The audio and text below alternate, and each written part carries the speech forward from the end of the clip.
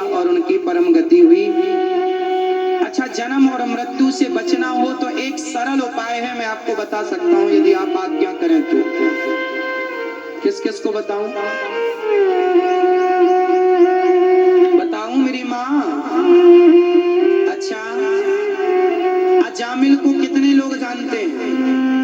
अजामिल नाम के एक पंडित जी हुए हैं। अजामिल को कितने लोग जानते हैं? जो जानते हैं वो हाथ उठाएं। अजामिल को, आप अजामिल को जानते हैं? भैया आपसे पूछ रहे हैं। नहीं। दादाजी आप अजामिल को जानते हैं? नहीं। दादाजी इनसे पूछो, आगे बैठे बैठे अजामिल को जानते हैं? क्या आपके बगल में ही रहते हैं क्या? हाँ, अभी अभी मिल के आए हो उनसे। भैया आप जानती, दादाजी आप जानते हैं अजामिल को?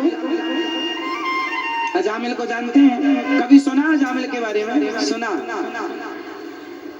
सुनो, अजामिल नाम के एक पंडित जी थे।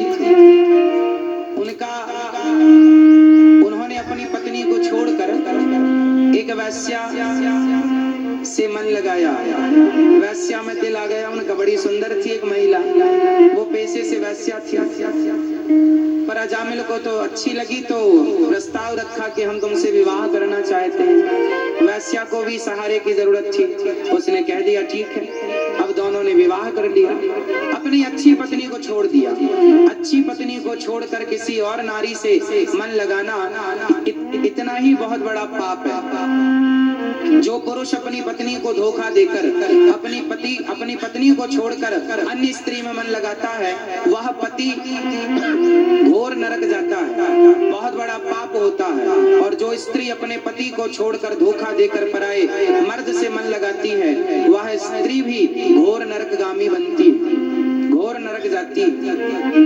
तो दोनों को ही ठीक ठीक रास्ते पर चलना चाहिए। लो भैया, अजामिल वैश्या से विवाह करके 9 बेटे पैदा किया। 10वीं बार जब वो गर्भवती हुई ना वैश्या, तो कुछ संत लोग गांव में आए और इस वैश्या ने संतों को खूब कुछ भोजन की व्यवस्था कराई। संतों ने अनाज लिया और आटा वाटा लेकर भोजन प्रसादी बनाकर भोग लगाया।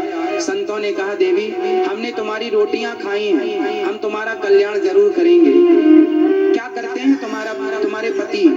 तो उसने सही सही बता दिया, मेरे पति अजामिल हैं और वो चोरी करते हैं, डाका डालते हैं, बेईमानी करते हैं, सारा गलत काम करते हैं, और मैं भी पहले वैश्या थी। संतों ने कहा, हे भगवान ये तो पूरे पापी हैं और हमने इन पापियों का अन्न खाया है। अब भले धोखे से खाया, पर खाया है तो इनका कल्याण करना ही पड़ेगा।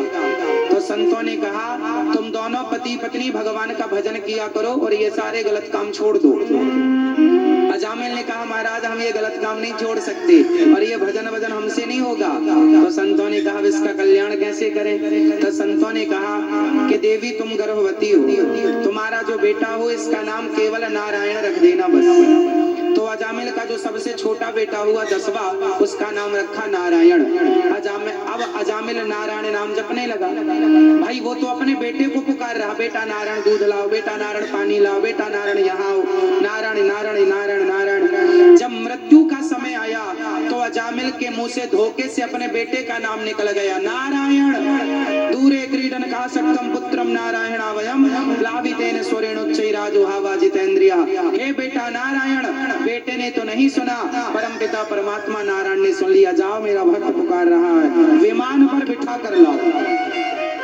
पार्षद गण आए, यमदूतों को भगाया, चलो यहाँ से। यमदूतों ने कहा, महाराज ये तो हमारा ग्राहक है। पार्षदों ने कहा, इसने मरते समय भगवान का नाम लिया है, इसलिए अभी हमारा है। महाराज इसने सारी जिंदगी पाप किया है और मरते समय भगवान का नाम ले लिया। हाँ, कोई कितना भी बड़ा पापी हो, जिसके मुंह से भगवान का नाम निरंतर निकलता है, इसने भले बेटे का नाम जपा, पर बेटे के रूप में इसके पिता इसके भगवान का नाम जपता गया। इसने जितनी बार भगवान का नाम लिया उतने पाप इसके